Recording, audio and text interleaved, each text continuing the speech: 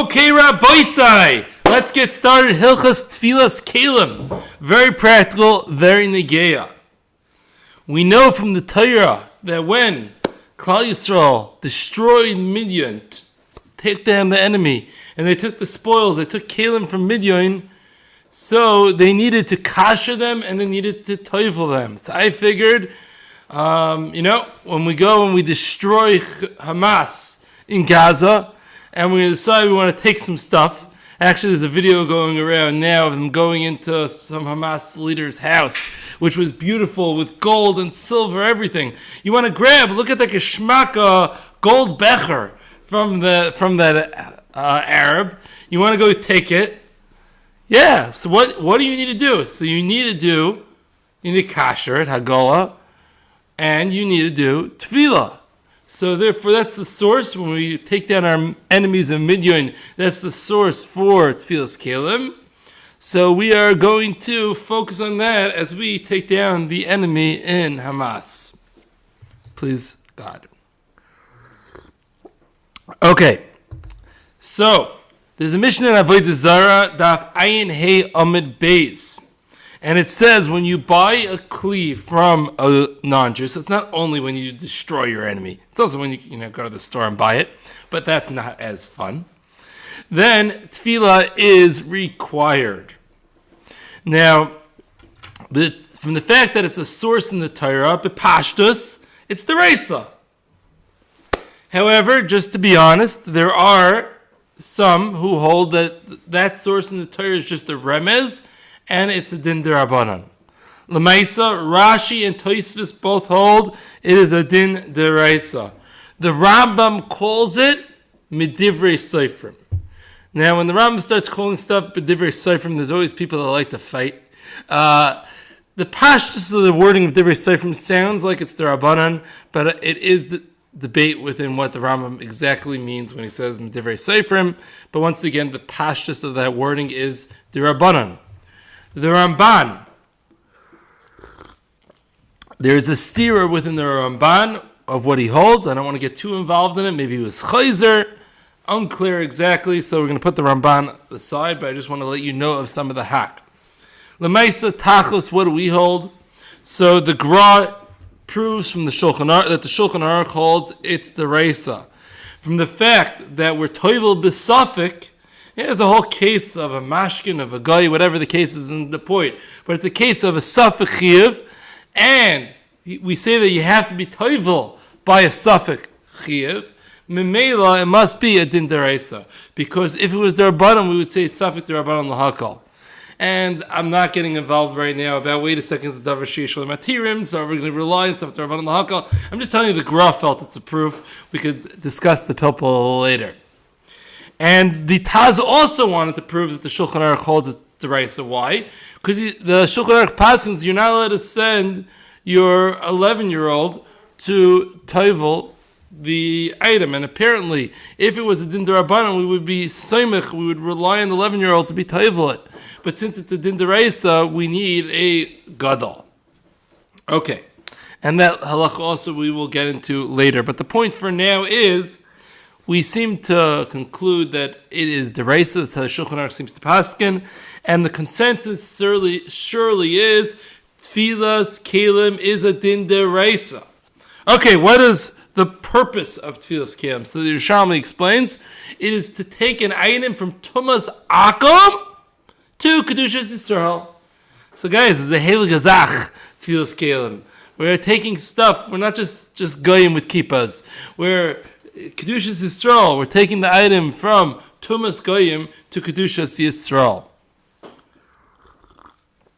Okay, now, what do you do first? Do you first kasher the item, or do you first do tefillah? You went, whether you got it from the Hamas guy's house, fun, or you bought that silver tray at a yard sale in Back Lawrence from some guy, not as much fun. But either way, however you got that non-kosher item, what do you do first? When you buy it from the store, never used, you don't need a kasher. But when you got it at that yard sale, that estate sale, that's the fancier word, sorry. You got that silver tray at that estate sale, So nobody would go to a yard sale. No, a estate sale, chashuv, yeah, because the person was rich. So you get that silver tray at the estate sale. Do you first tevel it or you first kasher it? So based on the way that the pasuk says, first the kashering and then the tefillah. Therefore, based on that, the Ramban, the Rajba, and the Ritva all say that you need to first do the kashering and only then can you do the tefillah. And if you do the tefillah first, it does not count. The Ravid says, based on the pasuk, that it's a din lechatchila to do the kashering before the tefillah, but tachlis, if you did the tefillah first, it would count. The Rosh says, the orders had to be written in some order. So whichever one you do first, it doesn't make a difference. It's all good. Lamaisa, we lichatchila would say that you definitely should do the kashering before the tefillah. If there was some big makam tzarech situation, then we would allow you to first if you did the tefillah before the kashering, we would be makel. I heard a case of a ger who went and he kashered. He first was toivel all his keilim, and then right after that he kashered all his keilim. A very big avoida, cleaning it out perfectly before doing it. And there's a whole shayla whether the ger has to be toivel his keilim, but this ger was machmer and did. And the poskim were makel not to make this guy be toivel everything again. Enough. But if it's that one little thing and it's not a big deal and you can go back to mikveh anyways, why not do something that works with all the poskim? Okay. Now, to what materials is there a chiyuv of Tevilas Keilim? So the Torah lists 6 different materials. They're all types of metals: gold, silver, copper, iron, tin, and lead. What's the difference between them? They're different. Check your chemistry chart, your different materials, your different elements. They're different elements. Okay. Now, those are deraisa. Once again, we're working with the idea that Tevilas Keilim is deraisa. Those are deraisa. Now, the Gemara goes and includes one more material: glass. What's pshat? So, since glass, when it breaks, it can be melted down and reformed into shape, meaning it's very similar to metal. Now, the first time I heard this, I'm like, wait a second, they're not similar. I don't know, color different? I don't know exactly, but just metals have different colors also. So it didn't feel to me like glass was the same. But in that, which is apparently a defining factor of metal, is the fact that it can be broken, melted down, and reformed. That same thing applies to glass. And therefore, Chazal felt that it was very similar to metal, and they said that glass needs to be toivled as well. Almost everybody understands this to be a din derabanan. There is some, I think it was a Darkei Tshuva that quotes a shita or something. There's some shita out there that says it's deraisa. I don't really know pshat in it.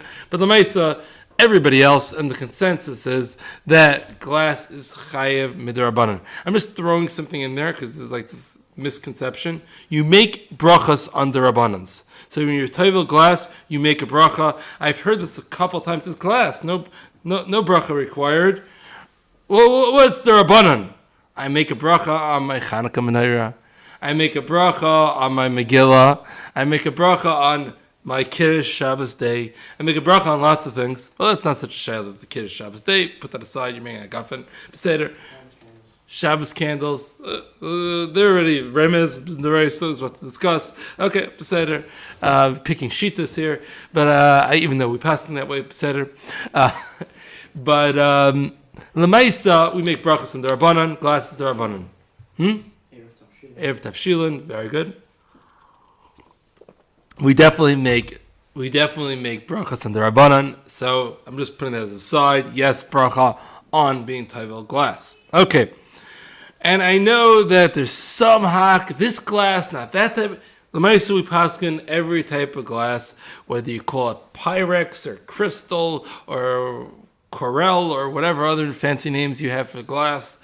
It's all glass. Okay. Fine. Now, when it comes to wood, stone, which includes marble, etc., earthenware, and the like. They do not require tefillah. But I have this wooden spoon and I'm going to the mikvah anyway. Should I tevel it? I don't know if you like the smell of the mikvah. I don't know. But but there's no chiyuv of being tevel the wooden spoon. And that's just how it is. Earthenware, there's no chiyuv of tefillah. We'll discuss later if it's glazed with glass. Then there might be a chiyuv, there's what to discuss. We'll put that on the side. But earthenware that is not glazed, pure good old-fashioned earthenware, there's nothing to discuss. It does not require tefillah. Okay. What about aluminum? Or as the non-Americans say, aluminium, right? Aluminium is the non-American pronunciation. But for us, the chevra, it's aluminum. So what about aluminum? Wait, I just said all the metals, right? But I listed 6 metals. Was aluminum on the list? It was not. Now, a little bit of a historical fact, which I didn't know before I started looking into these halachas. Apparently, aluminum was only discovered in the 1800s. It's not, before the 1800s, they did not know about aluminum, apparently. The Torah lists 6 metals, and the Torah does not list aluminum. So does aluminum require tefillah? So, Zakt Rabbi Yaakov Kamenetsky, no, it's not listed in the Torah. Oh, but it's so similar. We can make a binyan av. Just like the Torah required you on those metals, surely the Torah requires you on aluminum as well. So Rabbi Yaakov Kamenetsky has a powerful line where she says it's sheish ksuvim habayim ke'echad. For those well versed in Gemara, you know that the Torah says there's a concept when the Torah quotes 2 different examples. We say shnei ksuvim habayim ke'echad. If it was going to be something that applies to everything similar, the Torah would have only listed 1 example. From the fact that it went out of its way to list 2 examples, that means it's specific to these examples, and you cannot extrapolate it. You cannot make a sushtel. You cannot make a binyan av, enough languages, to a different metal. Oh, dumbed down English. It is not the same type of thing, something else. Yeah, it's, that's how it is, yeah? We cannot, when you have multiple mikva, the examples are specific to these examples, and you cannot extrapolate it, make a sushtel to other examples. Okay. Now, Rav Padwa said he wanted to say the same svar as Yaakov Kamenetsky. I'm not getting involved in chronological order because that doesn't really work. But Rav Padwa wanted to say the same svar as Yaakov Kamenetsky. And that's how that's what he said in the Svara. And he said this over in front of the Chibrina Rav. And the Chibrina Rav did not like this pshat. He said, I don't know, who says aluminum isn't a subcategory of barzel? And therefore, Rav Padwa retracted his psak. Now, I don't know if this is a kasha or not on the Chibrina Rav. I'm actually a shtickle yichus from the Chibrina Rav. But I don't know if there's a kasha in him, but when I was in chemistry in 10th grade, aluminum had a different element letter than barzel. I don't know if that means anything. Meaning there's different fundamental characteristics between aluminum and barzel. Like aluminum is probably more malleable than barzel, for example. But tzarichin, I don't know if that's a kasha or not. Okay. Now, does everybody agree with Rabbi Yaakov Kamenetsky? So let's see. It's actually the Tevilas Keilim. He says that it's included in the Reisa because the Reisa was all metals. What does he do about the kasha? I don't know. Maybe he says there's no such thing as a sheish ksuvim b'ayim ke'echad. I don't know. I never saw a sheish ksuvim b'ayim ke'echad in any Gemara that I have ever learned. You might want to say it's a kal v'chomer. I don't know. Tevilas Keilim says all metals are included. Zakt Rav Moshe Feinstein. Rav Moshe Feinstein says it's not the Reisa. It's not included in the Reisa. Very possibly the same as far as Yaakov Kamenetsky. And but even though it's not chayiv mid'oraisa aluminum, it's chayiv mid'rabanan. Because tachas it's something that can be broken down, just like glass. It can be broken down, melted, and reformed into shape.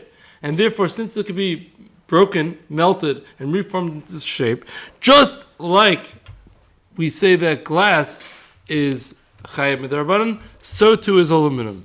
And Ramosha Sternbach says, huh? Oh, we're getting there. Don't worry. Don't be chayshish me. I'm not going to say plastic. Chayshish big shame. Okay, so that is the kasha. You're right. Zakir Moshe Sternbach, Moshe Feinstein is obviously right. That's the Svar Yeshar. So we actually have 3 different mahalchim when it comes to aluminum. Some want to say it's included in the deraisa. Some want to say it's b'chlal pater. And some want to say that it's included in the rabbanon because it's just like glass. Definitely Rabbi Yaakov Kamenetsky, who says you're not chayev at all, is the outliner. Most places can say you are chayev, but it's a question whether it's the deraisa or the rabbanon. I think Moshe Feinstein's the rabbanon is the commonly accepted idea, but I'm not positive. Okay, now, what about plastic? Does plastic require tefillah? Now, what are you asking? I mean, plastic isn't metal. True. And plastic isn't glass. True. But plastic could be broken down, melted, and reformed. Really? Yeah, it's called recycling. You know those other color baskets? Those other color, it looks like a garbage can next to those other ones? And they make colors that has like a triangle on it. That means recycle. That's where you're supposed to put the plastic, where they go and melt it down. And, there's a glass spot and a plastic spot, because plastic could do the same thing. So, and yeah, in Eretz Yisrael, those big cages on the street sometimes we throw the bottles in. That's not just like for fun target practice. They're recycling it. They're melting it down and reforming it just like glass. So does that require Tevilas Keilim? So Zakta Minchas Yitzchak. Yeah, sure. It's Chayiv Mid'rabanan, just like glass. I understand the Minchas Yitzchak. Don't worry. We're going to go other shittas coming soon. But Zakta Minchas Yitzchak, I get it. Yeah, for sure. It requires Tevilah Mid'rabanan. And you folks in England, I'm not sure if they do this or not, but most people are, in Eretz Yisrael or America, do not tevel plastic. We'll find out why in a second. Zakt Moshe, the Chazon Ish, the Tzitz Eliezer, the Chalkas Yaakov, they all say that plastic does not require tefillah, even mid'rabanan. Why not? The Chayra, the Minchas Yitzchak, has a good point. You could be melting it, you could melt it down and reform it to whatever you want. So presumably the reason why all these Gedolei Poskim say plastic doesn't require is because the Rabbanan was said on glass.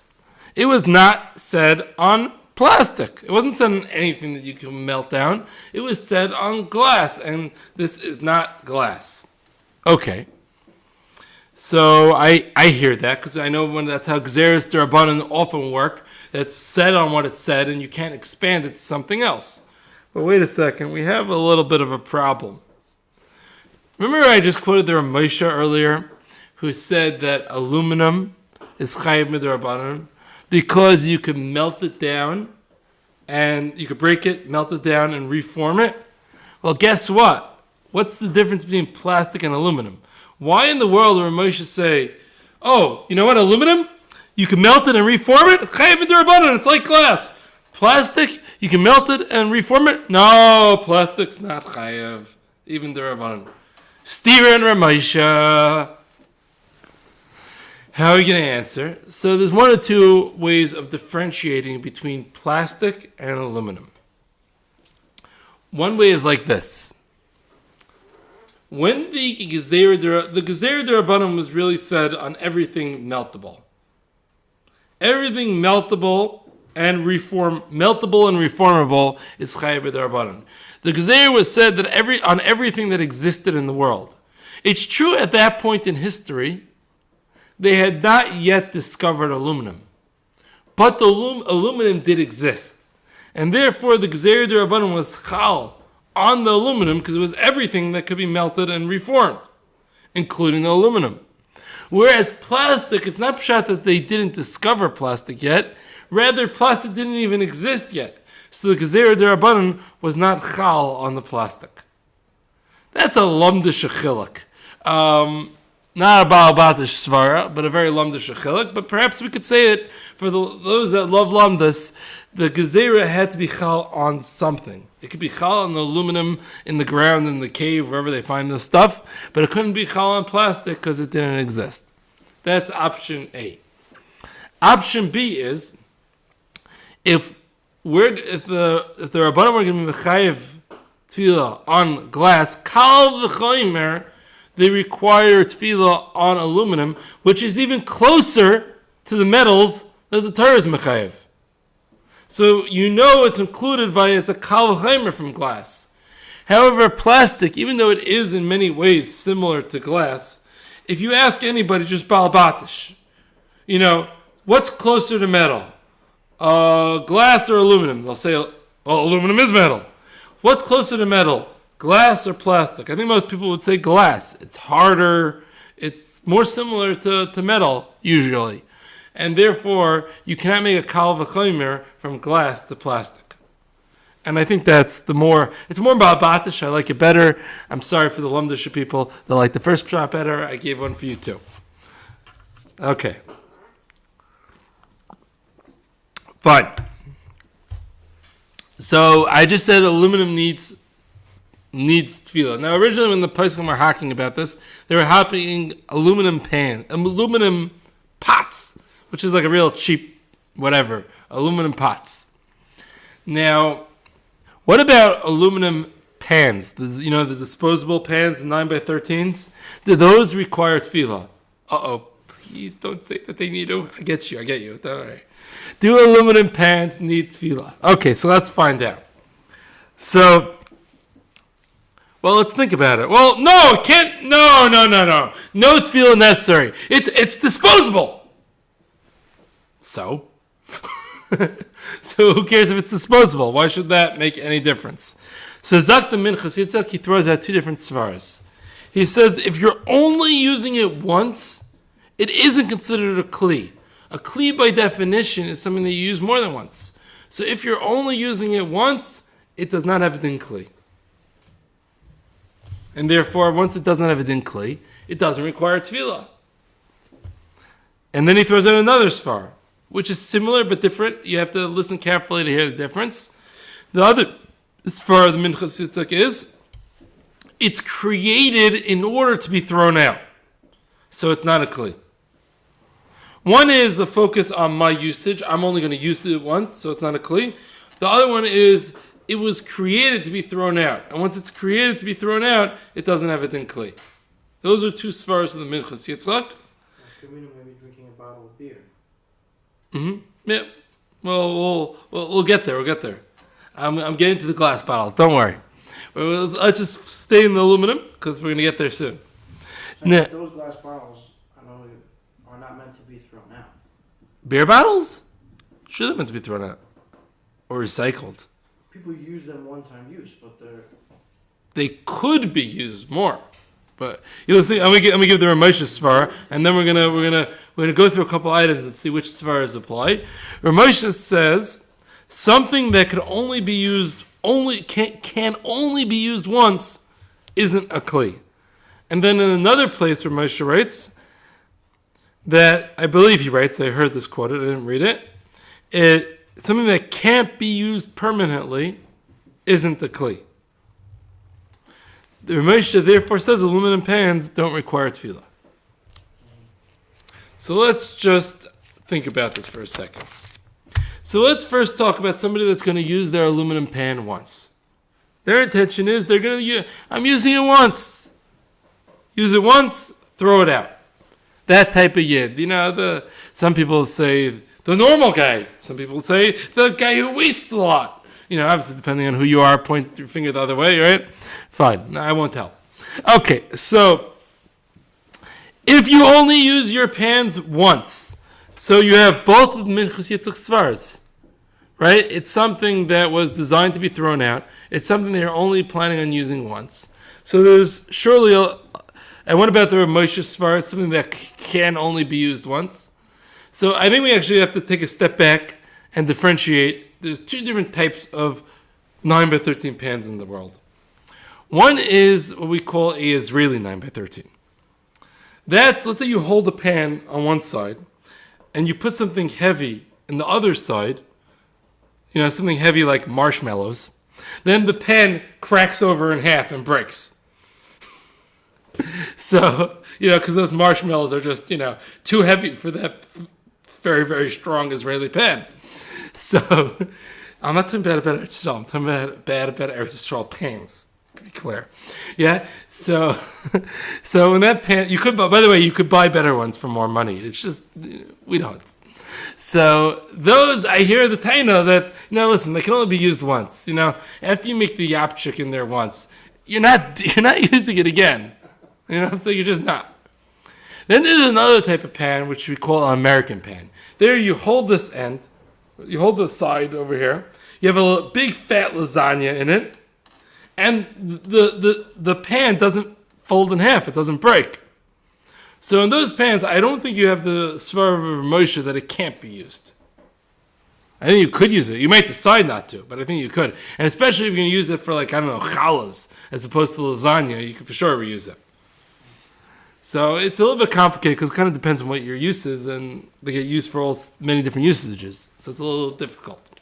Now, but either way, even though you don't have the Ramosha, if you have the two svaras of the Minchas Yitzchak, and on top of it you have the Rabbi Yaakov Kamenetsky, that you don't even need to be toivel aluminum in the first place. Therefore, if you can only use it once, therefore yesh harbe lismach. You have a lot to rely on by not being toivel the keilim. Okay, the aluminum pans. Now, what if you're going to use it multiple times? So, if you're going to use you have the svar of the minchas yitzchak that it's made to be thrown out. That svar you still have, but you don't have the svar of the minchas yitzchak that you're only using it once because you're using it more than once, and you don't have the svara of Ramesha, so simply, especially if they're American pans. If they're Israeli pans, maybe you do. Okay, so I could see why somebody would say that you have to toivel them, because if you're planning on using multiple times, so it's meant to be thrown out. It's not such a strong svara not to be toivel the pan, but I could hear where somebody is coming from if they don't want to be toivel such a pan. Now, I could hear where somebody's coming from if they say you have to be toivel such a pan. So it really is, from what I just said, it sounds like you have to be toivel the pan. But I am not going to tell everybody that you have to be toivel aluminum pans for two reasons. The first reason why I'm not going to say that you have to be toivel your aluminum pans is because it's going to kill my viewership on my shiur. The second reason is it seems that the minhag ha'olam is that we are not toivel aluminum pans. So that seems to be the minhag, and there is what to be soymech on. There is the svar of the Minchas Yitzchak. There is the Rabbi Yaakov Kamenetsky. Then l'chayra one doesn't have to toivel those aluminum pans. However, there is a nafkamina. What's the nafkamina? The nafkamina is when you go to the mikva and you see that guy, the Keilim mikva, and you see that guy toiveling the aluminum pans, you can't call him a weirdo. Because the sugya seems to come out pashtus, especially if the pans are going to be used multiple times. The sugya seems to come out pashtus that it needs tefillah. And if the sugya seems to come out that it needs tefillah, you have no right to call him a weirdo. And if he's doing it, you can't be like, this guy, he's toiveling pans. I have to wait here for him to finish toiveling his aluminum pans. He certainly has the right to do that, and I'm sorry if you have to wait. So that's the nafkamina halacha l'maisa. Okay, but wait a second. My pants have an ida, charedis on it. Doesn't that mean my pants are all good? Those in Chutz La'aretz are saying, the people in Eretz Yisrael eat aluminum pans?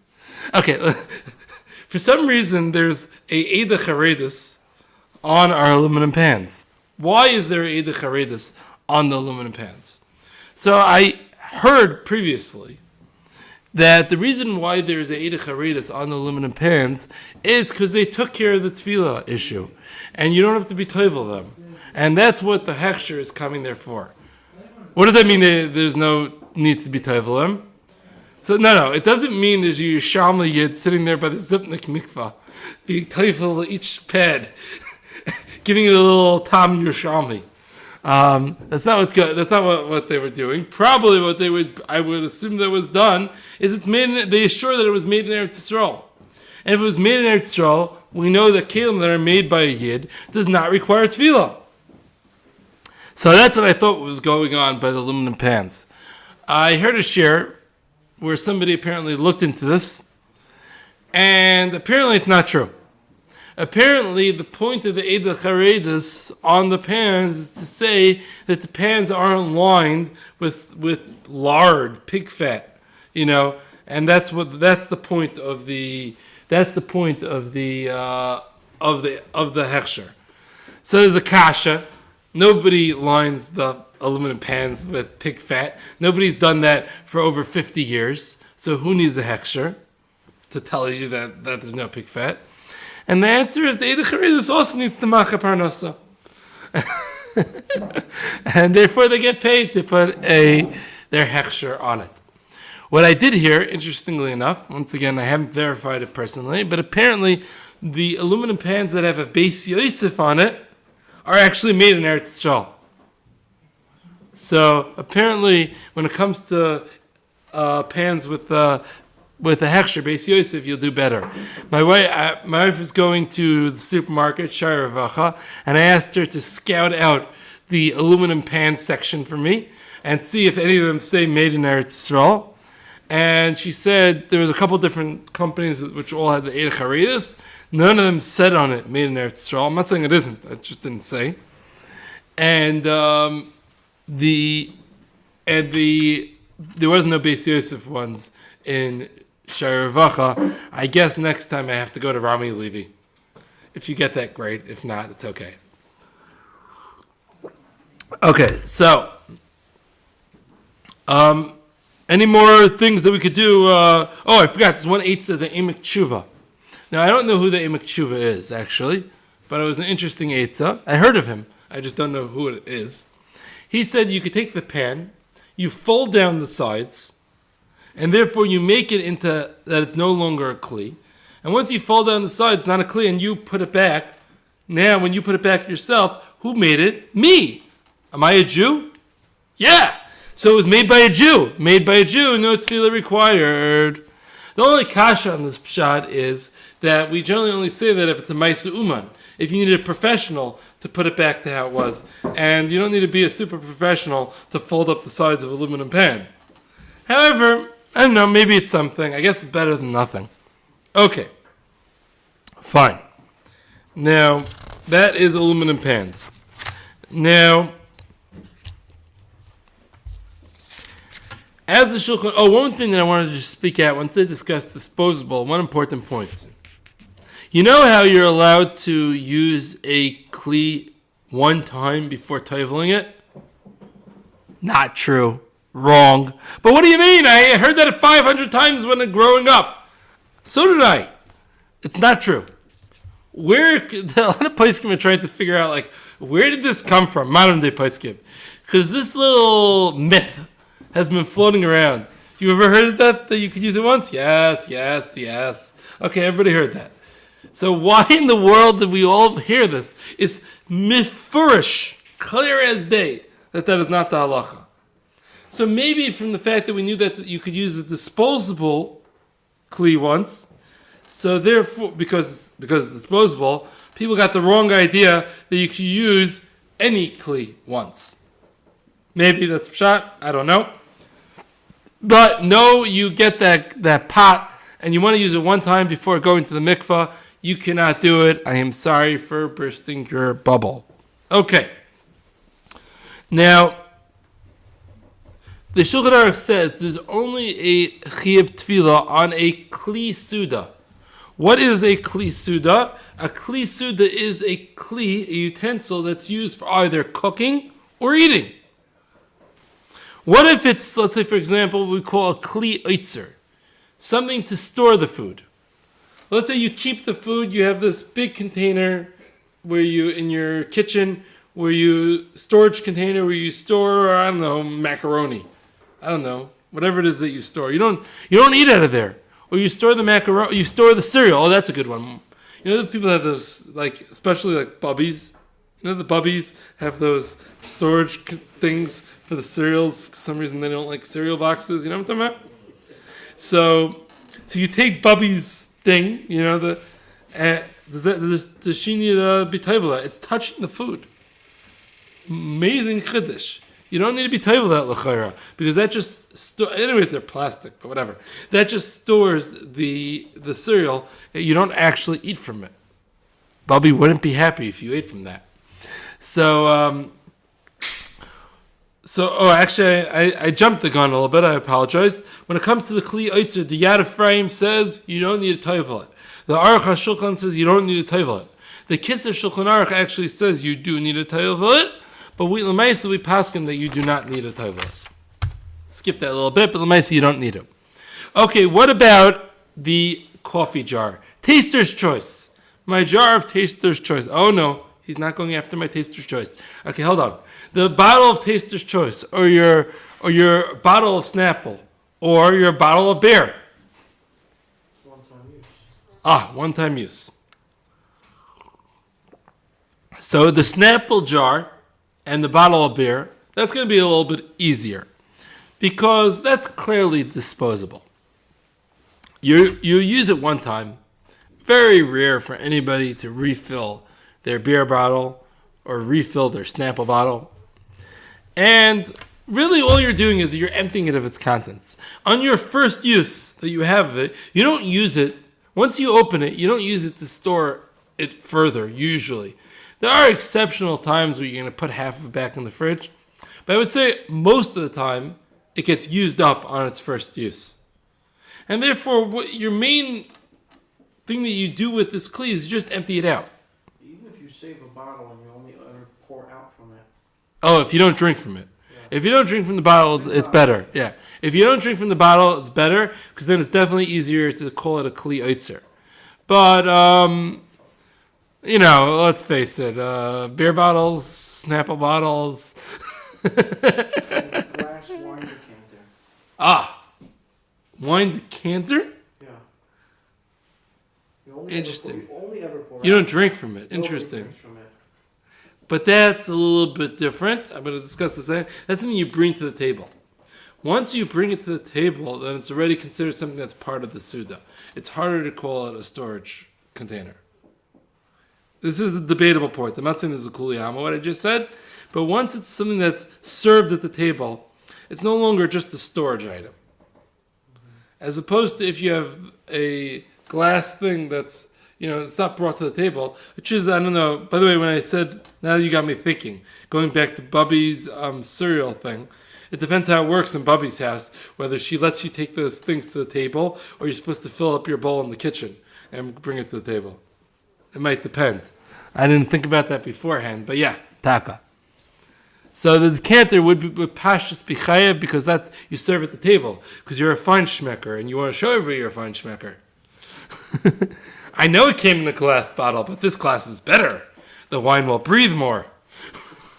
Fine. By the way, I also happen to like it.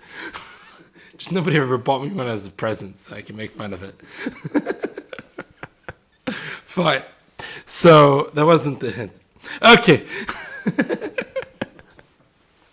Okay, so let's go for this. So so it's a little bit easier to call the Snapple bottle or the beer bottle complete disposable. You have the stuff in it, you open it and you pour it out and you're done with it. But what about the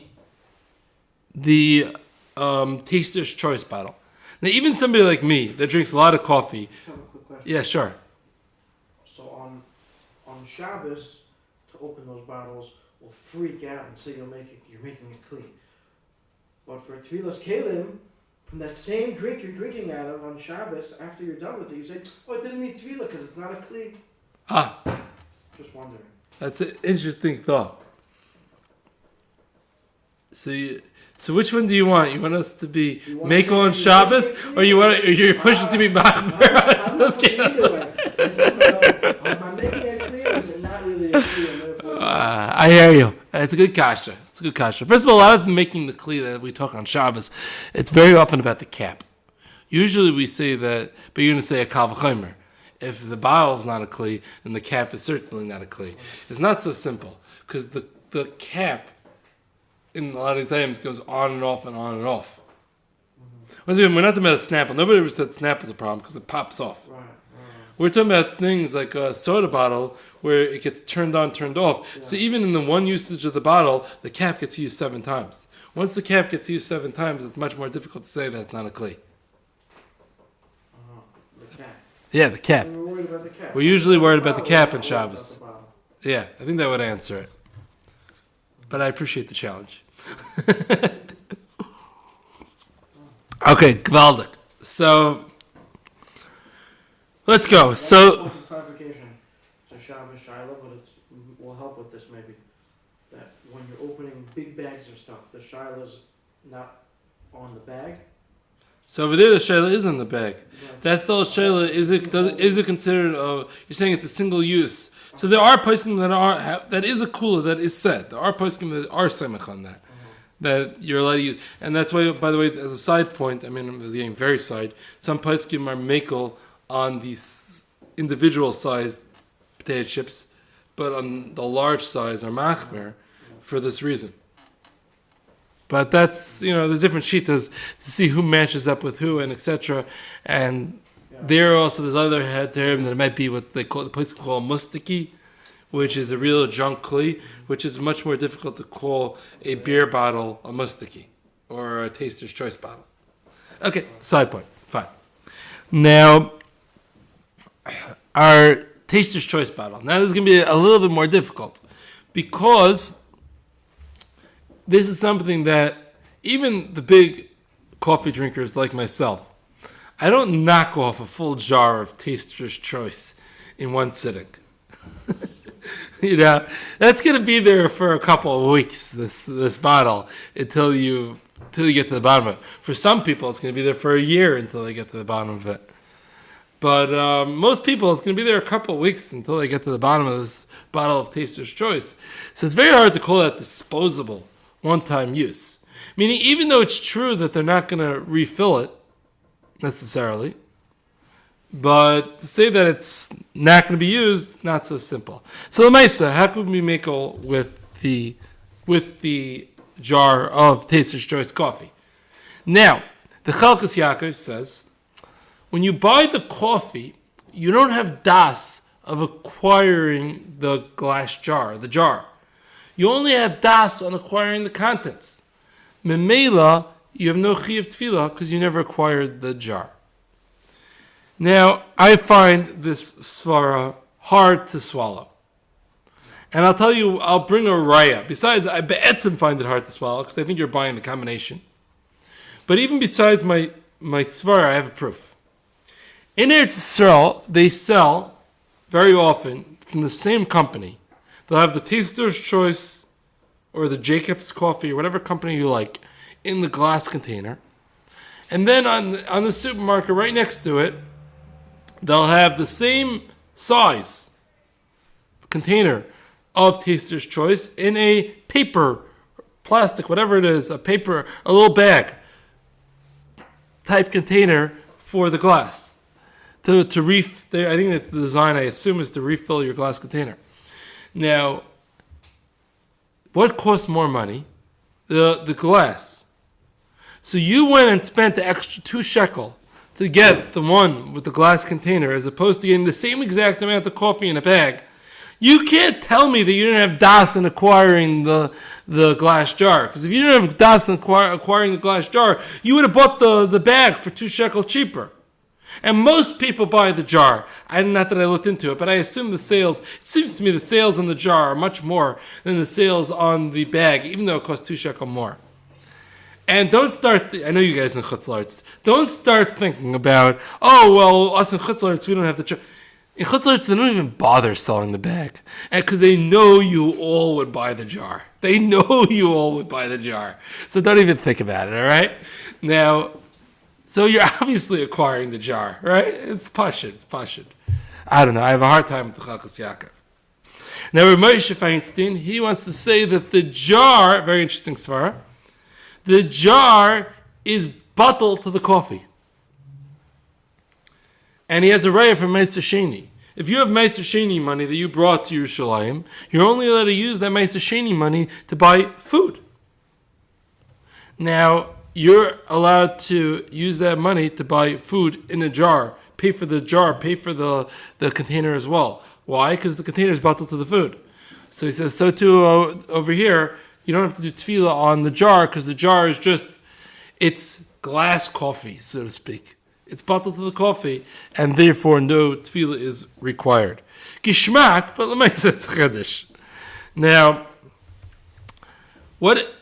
obviously if somebody empties the coffee into another container, then certainly no tefillah is required. That's pashut, because for him it's a kli eitzer.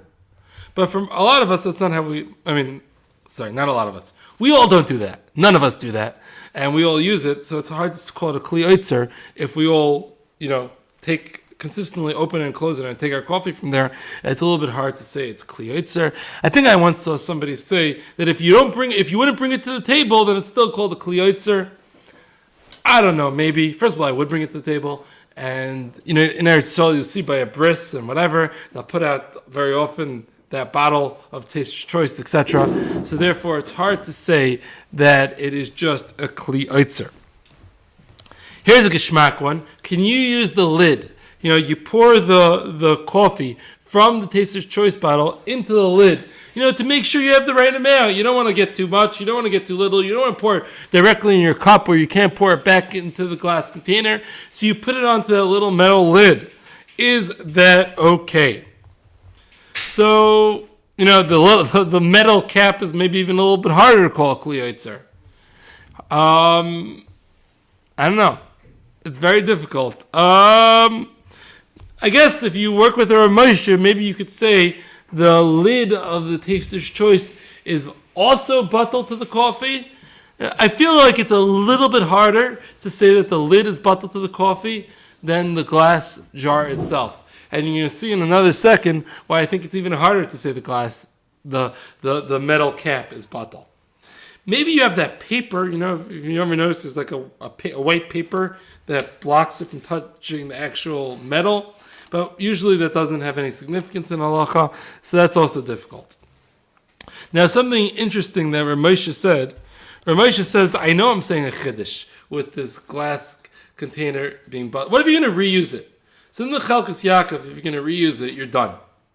You cannot tell me that I bought this coffee jar to reuse and I wasn't acquiring the coffee jar.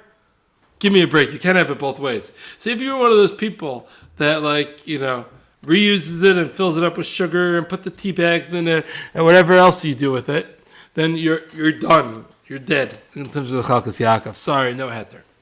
What about Rav Moshe? Rav Moshe, you still have a heter. Why? Because the glass jar was bottled to the coffee, and now when you reuse it, you are the one who made it into a kli. It was made by a yid. That's a chiddush, huh? Okay. So Zat Rav Moshe, I know I'm saying a chiddush, but when I was in Russia, Rav Moshe, by the way, was not born in America, not a Yankee Doodle. Surprise. Rav Moshe was from Russia. So Rav Moshe says that when I was in Russia, I saw everybody reuse their, you guessed it, vodka bottles. Everybody reused the vodka bottles. Even the Gedolei Rabbanim reused their vodka bottles. For what? For a baby bottle. I don't know, for whatever else they needed it. That's what they did. So your glass vodka bottle, emptied out, you reused it. And nobody was toivelt. So if I saw the Gedolei Rabbanim in Russia that they would reuse the vodka bottles without toiveling, and no, it must be mutter. Now it's just my job to come up with a svara. Once it's my job to come up with a svara, I'm entitled to say something mechudesh because I know it's true. But when it comes to metal, I'm not going to say the svara that you could reuse it, because when it comes, I'm not going to say the svara that it's considered batal to the coffee, because how could I say it? I didn't see it, so I'm not forced into it. So I'm not going to say the chiddush. So lemaisa, could you pour the coffee into the cap to make sure you don't pour too much? I'm not going to answer this because whatever. I'm just not exactly sure why that would be mutter.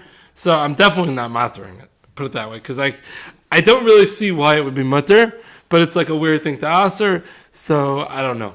Don't do it. And especially if you're Israeli and you that elite powder stuff that they call coffee that comes in the metal tin container, that for sure you can't do it. That's like metal, no paper. I really don't think you should be pouring it onto the cap until further notice, until somebody gives me a good heter. Okay, now weiter. Now, what about if you own Taster's Choice, or you own your new? Maybe more likely, instead of you owning Taster's Choice, you started making small beer brewery. You own a boutique beer brewery, and you're brewing your own bottles, your own beer, and you're bottling it. Do I have to be toivel those containers? What do you think? So Lemaisa, we're going to say that when it comes to those glass bottles of beer, for you, that's what we're going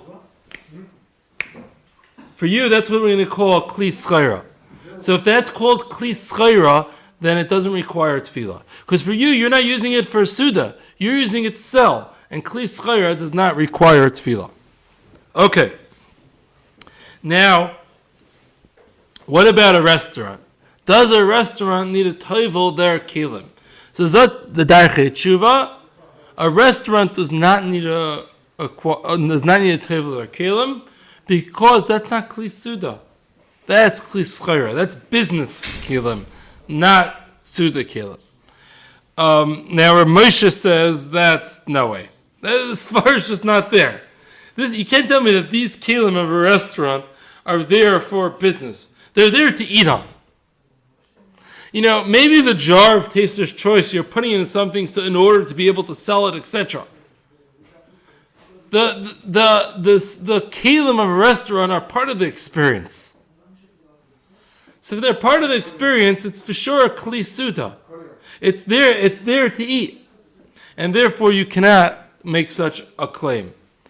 Furthermore, I would add, for the owner of the restaurant,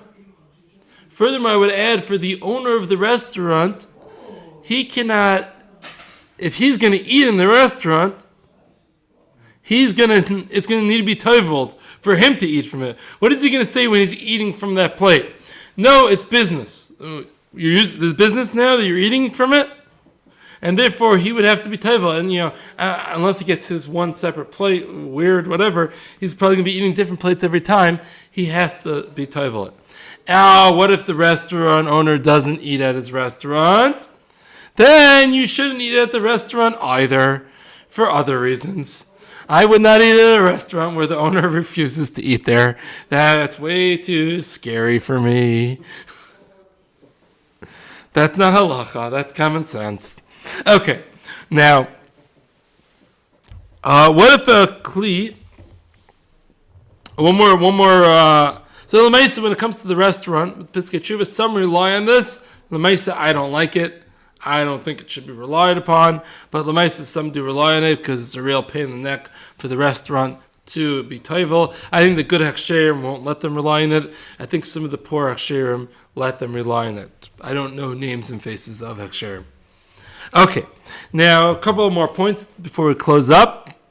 Keilim which are only used for raw or unprocessed food does not require tefillah. So one of the examples, for example, a coffee bean grinder, which is not the finished product. You still have to cook the coffee or roast the coffee. You have to cook the coffee, roast the coffee, whatever it is you have to do. It is not ready after you grind it. A metal bowl that you only need dough in. Or a metal bowl, the bowl that if what you do is only need dough, for your matzah baking, that metal bowl does not require tefillah. Or for Shabbos, that's what you're doing. Or for the people that are, have come to are past the dough bowl era and are in the mixers. My wife doesn't use a mixer. That's the difference. If you have a dough mixer, I think those things are used pretty much only for dough, I think. So those would not require tefillah because dough is raw. Unless you make cookies in it as well. Maybe I'm just thinking right now, if you use it often for cookies, and let's face it, some people ruin awfully good cookie dough by putting it in the oven. That's how it works in my house. The cookie dough. If you guys eat cookie dough, then maybe it would require tefillah. But if you're looking at the shiur and saying, what is he talking about? Then you do not require tefillah on that bowl. Okay.